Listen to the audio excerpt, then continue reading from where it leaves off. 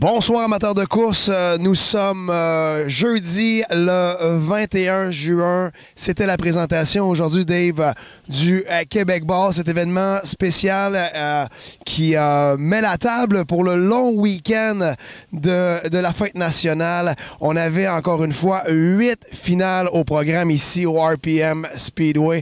La Short Track spectaculaire porte tellement bien son nom.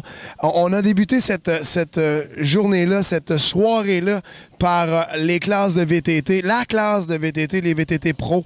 On utilise un format un peu différent qui gagne à être connu et il semble que de plus en plus de fans soient intéressés par le format TT, c'est-à-dire qu'on utilise et l'ovale et le circuit routier. Un excellent spectacle de ce côté-là. Qui a su le plus démarquer dans la soirée d'aujourd'hui? Bien, comme tu le dis, 15 machines étaient là, donc on a une progression à chacune des fois. C'est Daniel Latour, dossard numéro 28, qui a été chercher la victoire. On s'attendait à Danny Fizet, le 911, qui nous a habitués d'être dominants sur la glace, sur la terre, en routier, peu importe les conditions. Il y a une nouvelle machine, une KTM. Peut-être que l'adaptation n'est pas faite à 100 %. En tout cas, bref, il a fini dans le pare-choc, mais il a fini deuxième. Voilà, on va écouter d'ailleurs l'interview qu'on a réalisée avec le gagnant. Hey Dan, oui. Ça c'est un lunch de champion, j'ai l'impression. Wow Dan, quelle course! Tu as eu un départ spectaculaire, ça a accroché dès le début. Mais je pense que l'histoire de tout ça, c'est certainement lorsque tu as revu arriver le 911. J'ai pas l'impression que tu le voyais venir. Ben, je ne savais pas trop où ce qui était avec les retardataires et tout. Mais quand je l'ai vu dans mon aile gauche, pas aux deux tours, tu vas passer. C'est intéressant de voir la réponse des pilotes.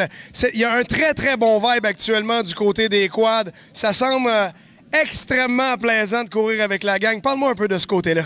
Ben oui, c'est de toute beauté, là. C'est le fun. Puis la track est excellente. Là. Merci aux personnes qui organisent ça. Félicitations, bravo encore une fois. Tu as été solide au cours de la finale. Good, merci. Cette soirée-là a continué avec les classes de développement, autant chez les Slingshot juniors que chez les Slingshot seniors. Cette fois-là, on a utilisé le petit circuit à certaines occasions. On va venir les faire courir sur la grande piste. Ce soir, c'était sur le petit circuit. Et c'est un jeune qui voulait gagner ce célèbre trophée avec la poutine. Comment ça s'est passé du côté des Slingshot juniors? Bien, du côté des juniors, Brian Préville, le 51, a été chercher la victoire. Il a travaillé très fort pour prendre la mesure du vin d'Eliott Gamache. Et c'est très drôle que tu parles de la poutine parce que lorsque je me rendais pour aller faire l'entrevue, j'ai entendu sa mère dire qu'il voulait absolument gagner parce qu'il voulait manger sa poutine. Mais en tout cas, si ça a été une motivation, tant mieux. J'espère qu'il trouvera ce même genre de motivation-là les autres soirs. On écoute d'ailleurs l'entrevue que tu as réalisée avec le gagnant. En compagnie du vainqueur de la finale Slingshot Junior, Brian Préville. Brian, tu as fait de l'excellent travail. J'ai entendu en traversant que c'était pour la poutine. Tu voulais absolument gagner. C'était ta motivation? Ouais, un peu. Là, puis ça coûte un peu moins cher la poutine à la fin de la course. Puis ben, ça fait 3 ans que j'en veux, puis je l'ai eu. Bien, revenons un petit peu au sérieux de la course. Tu as fait tout un travail. On t'a vu étudier pendant plusieurs tours le pilotage d'Eliott, puis tu as réussi à le surprendre. Ouais, ben, comme mon père m'a dit, j'ai suivi ses conseils, puis ça marchait pas à l'extérieur. Quand j'ai fait une relance de 2, j'ai réussi à redescendre en bas, puis ben, j'ai attendu, puis j'ai passé Eliott à son erreur. Bien, félicitations, Brian. Tu as donné tout un spectacle. Ouais, puis j'aimerais bien remercier mes commanditaires encore une fois, hein, mon père, puis ma mère, comme qu'elle dit, puis toute mon équipe, mes commanditaires, Kevin Champagne, Julie Latour, Sébastien, Christo, mon ami qui m'aide des fois, Juliane, elle est peut-être en arrière, mais il m'aide toutes. Bien, félicitations encore, puis je t'en souhaite bien d'autres. Merci, puis on va réessayer. C'était Brian Préville, le vainqueur de la finale Slingshot Junior. Ce soir, la 3e finale qu'on a présentée, on allait du côté des seniors, toujours chez les Slingshot. depuis le début de la saison, sur la terre battue, le car count était un peu plus restreint, je dirais, si tu me prêtes l'expression. Mais ce soir, on a répondu à l'appel. On est un jeudi. C'est encore très intéressant de voir le nombre de pilotes qu'on avait et aussi le nombre de fans. De ce côté-là aussi, on a eu une belle course. Je pense qu'on commence à comprendre comment ces voitures-là se comportent et comment lire la piste, surtout. Oui, ce soir, du côté des Slingshot Seniors, on a eu une belle démonstration. Un bon retour en force de Donovan Lucier, le 0-0, qui a été chercher la victoire. De nombreuses relances, a toujours été solide et a été chercher la victoire. On a vu ce jeune pilote prendre de la maturité, en fait. Ce qui est intéressant de voir, c'est qu'on a connu certains coureurs qui sont en senior, en junior, et on voit déjà une progression. C'est très agréable à voir comme classe. Donc, Donovan Lucier, qui avait remporté 3 victoires ici l'an dernier, vient chercher son premier drapeau à damier cette année. On écoute l'entrevue réalisée avec Donovan Lucier, le gagnant ce soir. En compagnie du vainqueur de la finale Slingshot Senior, Donovan Lucier. Donovan, écoute, tu as eu toutes sortes d'ennuis depuis le début de l'année, mais je pense que la voiture 0-0 ce soir était au poil. Ouais, au début de la soirée, on s'embêtait sur un ajustement. Puis moi et Glenn, on a choisi le bon, puis on va continuer même le reste de l'année.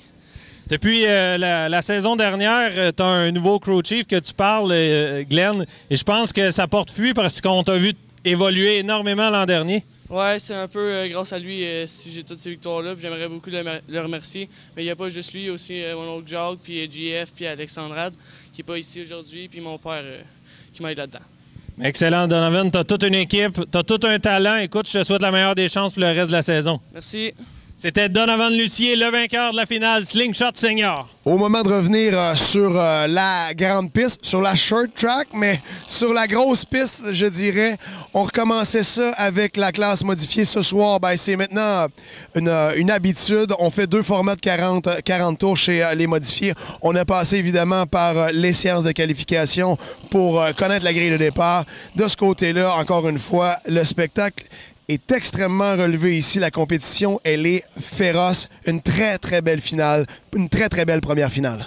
Exactement. La première moitié de course a été marquée par une belle bagarre entre Maxime Plante et Simon Perrault. Malheureusement, Simon Perrault a connu certains ennuis de moteur. On a eu un Maxime Plante poli dans les retardataires, peut-être un petit peu trop gentleman. Ça a été profitable pour Steve Bernard, qui, lui, ici, est l'homme à battre du côté du RPM, le cowboy qui est le double champion des 2 dernières années, et il l'a encore démontré dans cette finale-là. Par la suite, on a eu un Mathieu Desjardins qui a profité peut-être des retardataires, des ennuis de certains. Mathieu qui roule avec une voiture Théo cette année, donc on le voit régulièrement 2e et 3e, pas encore en mesure d'aller sur le podium. Ce soir, il avait l'honneur et la chance d'avoir Monsieur Théo Procar avec lui pour l'aider aux ajustements. Puis je pense qu'on a pogné une petite coche, puis le meilleur s'en vient pour lui. 3e marche du podium, bien entendu, Maxime Plante. Maxime Plante qui, cette année, opte pour une suspension à coil spring et non à barre de torsion. Donc, il y avait une certaine adaptation, mais je pense qu'il est de plus en plus familier avec le comportement de la voiture et puis ça lui a donné une excellente 3e place ce soir. On écoute l'entrevue avec celui qui était très, très heureux de sa victoire, le numéro 54, Steve Bernard. En compagnie du vainqueur de la première finale modifiée, Steve Bernard. Écoute, Steve, ça a été une course qui n'a pas eu beaucoup de neutralisation. Ça a été sous le momentum. L'expérience a payé probablement d'un retardateur. On a vu que tu avais été un peu plus à l'aise que Maxime. Ça t'a profité? Oui, exactement. J'ai vu que le 81 semblait quand même rester rapide. Maxime avait de la misère à l'extérieur. Fait que j'en ai profité au moins pour me mettre à côté. Puis après ça, voir qu'est-ce qu'on ferait. Puis le 81 continuait à aller plus vite que les 2 retardateurs du bas. Donc j'ai pu en profiter puis remonter le peloton. T'es vraiment, on le dit à chaque fois, mais t'es vraiment chez vous ici au RPM. Ça va mettre derrière toi le week-end de la semaine dernière qui a été un peu moins bon. Là, tu reviens en force ce week-end. Ah, en fait, moins bon. C'était un excellent week-end. C'est juste plate, une erreur, puis ça a fait un accrochage. Mais globalement, moi et David, on en a discuté, puis il était d'accord avec ça. Puis on s'est pardonné. Donc, overall, le week-end était bon. Puis on continue ce soir d'avoir une super de bonne voiture. Mon équipe me donne une voiture exceptionnelle depuis le début de l'année. Quelques bad luck, mais overall, ça va très, très bien. Félicitations, Steve, et bonne chance pour la 2e finale. Merci beaucoup, puis on va essayer de remporter la 2e. On va travailler fort, en tout cas. C'était le vainqueur de la finale numéro 1 chez les modifiés. Ceux qui ont fait les frais de la 4e finale ce soir, c'était la classe Speed STR. On craignait d'abord le nombre de voitures présentes. Certains disaient que le nombre de voitures serait extrêmement limité. On est quand même venu à 8 voitures ici ce soir. Encore une fois, plusieurs pilotes se creusent la tête à essayer de comprendre comment Sabrina Blanchette, tout à coup, est devenue aussi dominante. Une très belle finale qui s'est passée à bon rythme du côté des STR. Oui, tu le mentionnes, Sabrina Blanchette, qui est véritablement la femme à battre en 2018. Si Pierre Hébert a dominé les 2 dernières saisons avec 11 ou 12 victoires par saison, Sabrina est rendue à 5 ce soir. Donc, partie 3e au départ, a sauté rapidement à l'avant. Malgré les neutralisations, personne n'était capable de mettre la patte devant le 79S. On écoute ce qui s'est dit lors de ton entrevue avec Sabrina Blanchette. En compagnie de la vainqueur chez les STR, Sabrina Blanchette, écoute, quel début de saison 2018. Je pense que tu gagnes partout, on pourrait dire Mademoiselle Speed STR. Ouais, sérieux, on a pogné un bon setup, puis on fait pas mal la même chose à toutes les courses. Puis ça va super bien, on travaille vraiment la semaine, c'est sharp. Puis je pense que c'est pour ça qu'on est autant compétition. On est autant compétitif cette année. Puis, tu sais, je pouvais pas demander un meilleur début d'année avec 5 victoires. On a vu dans les derniers tours, il y avait des flémèches un peu à l'arrière de l'auto. Est-ce qu'il y avait quelque chose dans le comportement de l'auto qui changeait pour toi? Bien, il y avait une vibration qui se faisait. D'après moi, c'est quand que je freinais. Mais le setup était super bon, fait que ça me retardait pas, non. Mais excellent, Sabrina, on te souhaite la meilleure des chances pour le reste de la saison. Un gros merci. J'aimerais juste remercier toute mon équipe. Steven, on travaille fort. Georges, il n'est pas ici encore ce soir, mais il est toujours là quand même. Puis à tous mes commanditaires, parce que c'est sûr que sans eux, on ne serait jamais ici. C'était Sabrina Blanchette, la vainqueur de la finale STR. La 5e finale ce soir, bien, c'était la série Mud Light Québec présentée par Pièces d'Auto Dionne.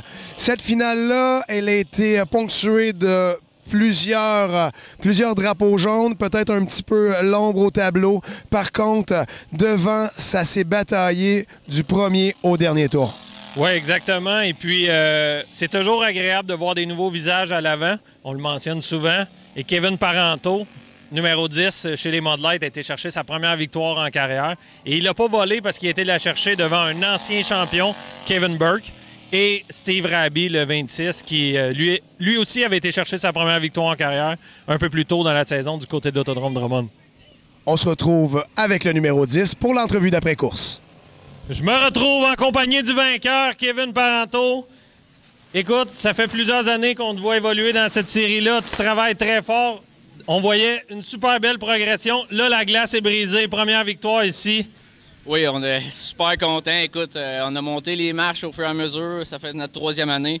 Cette année, c'est un départ en feu, une 3e, une 2e. Fait que là, 3-2-1, on va essayer de rester sur cette marche-là.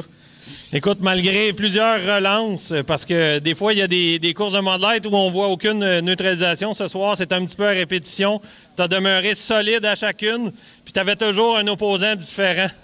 Oui, bien, j'ai eu une coupe de relance, puis là, j'ai parti 8e, puis là, j'ai vu que la trousse s'est ouverte, fait que j'ai monté, puis j'ai parti en dedans, ça m'a aidé pas mal. Au début, je virais outside, c'était super bon pour moi.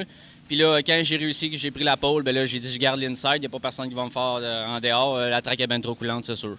Bien, félicitations, Kevin, je te laisse manger ta poutine et on te souhaite la meilleure des chances pour le reste de la saison. Merci beaucoup. C'était Kevin Parenteau, le vainqueur de la finale Mud Light. Ce soir, on avait 6 classes de cédulés pour le Québec Ball 2018. Les sports compacts qui nous visitaient pour la première fois cette année. Classe régulière du côté de Granby.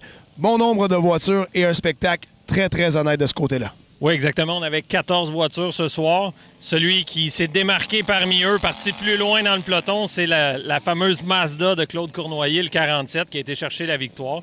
Lui qui avait connu certaines difficultés au niveau des derniers programmes, bien là, je pense qu'il est revenu en force pour aller chercher la victoire. On regarde encore une fois l'entrevue que tu as réalisée avec le 47, Claude Cournoyer. Je me retrouve en compagnie du vainqueur Sport Compact, Claude Cournoyer. Écoute, sur une petite piste comme ça, on t'a vu bagarrer avec différents adversaires parce que tu as parti beaucoup plus loin. Une relance comme ça à quelques tours de la fin, est-ce que ça change un peu le minding de la course parce qu'on te voyait rouler allègrement tout seul à l'avant? Non, j'avais confiance en ma voiture, ça allait très bien, puis non, j'avais pas peur des relances. On t'a vu du côté de Granby, parce qu'il y a eu plus de courses du côté de Granby, partir fort avec des victoires. Après ça a été plus difficile pour toi. Cette victoire-là doit te remettre en confiance pour le reste de la saison. Oui, c'est ça. J'ai fait des petits changements. Puis à Granby, j'avais essayé des affaires, ça n'a pas trop fonctionné. Là, je pense que c'est à la bonne voie. Bien, félicitations, Claude, puis la meilleure des chances pour demain soir du côté de Granby. Merci. C'était Claude Cournoyer, le vainqueur de la finale Sport Compact. La dernière finale ce soir était certainement une des plus attendues de la soirée. Deuxième finale chez les modifiés avec ce fameux format-là, 2 x 40 tours, où on inverse les 12 premières positions. C'est souvent un point tournant pour plusieurs pilotes dans leur carrière. On arrive à avoir de très bons résultats. Le podium en fait foi, encore une fois. Difficile soirée pour le 90 Danny Gagné qui a été victime d'une touchette avec le mur. S'est retrouvé à faire quelques tonneaux dans le virage numéro 1, malheureusement pour lui. On a vu David Hébert également être victime de ce fameux virage numéro 1. Par contre, le podium de cette course-là a été, encore une fois, marqué par de très beaux résultats. Oui, exactement. Soirée de première. Yann Bussière qui s'est lancé de la première position, étant donné l'inversion des 12 premières positions. Donc, Yann Bussière qui fait de rares visites du côté du RPM Speedway a été chercher sa première victoire de la saison. Lui qui avait gagné. Sa dernière victoire remonte à 3 saisons, si ma mémoire est bonne, et c'était du côté de l'Autodrome de Drummond. Et la première victoire ici avait été sur le podium à quelques occasions, mais là, première victoire québécoise d'un moteur W16. Donc, on a eu bien peur. Une relance à un tour de la fin. Alan Terrien était très menaçant. Et on sait que sur le momentum, sur le beat, un W16 est très, très efficace sur le circuit ici. Par contre, sur les relances, peut-être un petit peu plus lent, un peu moins fort. Donc, on a bien pensé, surtout que Yann a choisi la ligne intérieure, ce qui aurait pu vraiment lui coûter une victoire. Mais on s'est rapidement jeté à l'extérieur. Et puis, écoute, j'ai eu la chance de voir énormément de courses de Yann et je pense que ça fait partie des plus belles courses de Yann Bussière. La deuxième position, ce soir, on a vu un gars sortir de sa voiture extrêmement heureux. Alan Terrien est un homme changé. Alan Terrien qui a connu 2 dernières saisons très difficiles. Je pense qu'une deuxième place comme ça lui fait vraiment du bien au moral. On sait que son frère Alex a beaucoup de succès, donc c'est un peu mitigé. C'est toujours plus dur quand on voit son frère performer, j'imagine. Donc là, ça remet les choses en place et puis ça redonne confiance aux pilotes. Je l'ai mentionné lors de ce dernier segment, le fameux format où on inverse les positions donne la chance à certains pilotes de s'illustrer, à qui qu'on a la chance de moins voir souvent parmi les meneurs. Lui, c'est un long processus qui l'amène à terminer 3e dans cette finale-là. Et je vous jure, il ne l'a pas volé. Celui qui a terminé 3e, lui aussi, beaucoup d'émotions. Oui, Jean-François Corriveau, le 96. Rare visite, lui aussi, depuis le début de la saison, et un petit peu l'an dernier. Là, va monter sur la 3e marche du podium. A eu toute une relance parce que, si ma mémoire est bonne, était 5e ou 6e. Oups, est apparu 3e. Donc, c'était un GF très émotif qui nous a promis plus de présence ici d'ici la fin de l'année, mais très mérité. Il a travaillé très fort. Il a eu toutes sortes d'ennuis, que ce soit à Granby, à Drummondville ou au RPM ici. Mais là, je pense qu'une 3e à Cornwall il y a 2 semaines et maintenant 3e ce soir, je pense qu'on s'en va dans la bonne direction du côté de Jean-François Corriveau. On regarde en terminant l'entrevue à réaliser avec Yann Bussière. En compagnie du vainqueur de la 2e finale modifiée, Yann Bussière, tu l'as pas volé celle-là, tu l'as travaillé. J'ai eu la chance de voir à peu près toutes tes courses. Je pense que c'est la meilleure que tu as faite de ta vie. Ben écoute, merci. Il y a eu beaucoup de podiums ici en carrière, jamais de victoire. C'est ma première au RPM, bien content. Les gars ont fait un super job, la voiture était parfaite. Puis écoute, les bad luck qu'on a eu depuis le début de l'année, une puis une autre. Puis à soir, ben, ça a l'air que c'est parti pour notre bord. Je suis bien content, merci. Et là, un W16 en dessous du capot. Première victoire québécoise d'un W16, c'est toi qui l'as, Yann? Ben, super. Puis c'est pas le moteur à Fowler. Non, ben c'est ça, c'est bien le fun, le moteur économique. Puis c'est sûr que ça allait aider beaucoup de partir à l'avant. Mais tu sais, c'est un bon petit moteur fiable, puis bien content. Yann, est-ce qu'on va te revoir ici? Parce que c'était une rare présence ce soir, mais ça va te donner le goût de revenir, je pense. Ben, je suis cédulé au moins à 3 autres reprises, la série Gros Bloc et Petit Bloc sans tour. Fait qu'on va revenir, c'est sûr, oui. Ben, félicitations, Yann, puis bonne chance pour le reste de la saison. Merci beaucoup. C'était Yann Bussière, le vainqueur de la deuxième finale. Alors voilà, c'est comme ça que se complète ce résumé d'après-course ici au RPM Speedway. C'était le Québec Ball 2018. On vous invite à regarder ces différents reportages-là qui sont faits après chacune des courses. Vers l'heure du dîner le lendemain, soyez assurés que vous allez retrouver tous les résultats comme on l'a fait ce soir. Le temps de vous inviter demain soir du côté de Granby. On sera le 22 juin. On a une finale de 50 tours chez les modifiés. Par contre, Dave, demain, tu es un des instigateurs de ce qui s'appelle maintenant le temple de renommée du stocker sur terre battue. Et demain soir, c'est une intronisation très importante. Ouais, 7e intronisation du projet. C'est mon petit bébé avec Anthony Marcotte, qui malheureusement ne pourra pas être là demain soir. C'est l'intronisation de Bert Baudouin, un pilote qui a marqué les années 60-70. Un peu méconnu parce que les nouvelles générations, mais notre travail, c'est de vous faire connaître ce pilote. Donc, soyez là demain et on vous apprendra qui est Robert Bert Baudouin. Merci beaucoup, Dave Parizeau. Un réel plaisir de travailler avec toi. Mon nom, c'est Dom Beauchesne. J'espère vous voir dans les prochaines semaines sur une piste de course près de chez vous.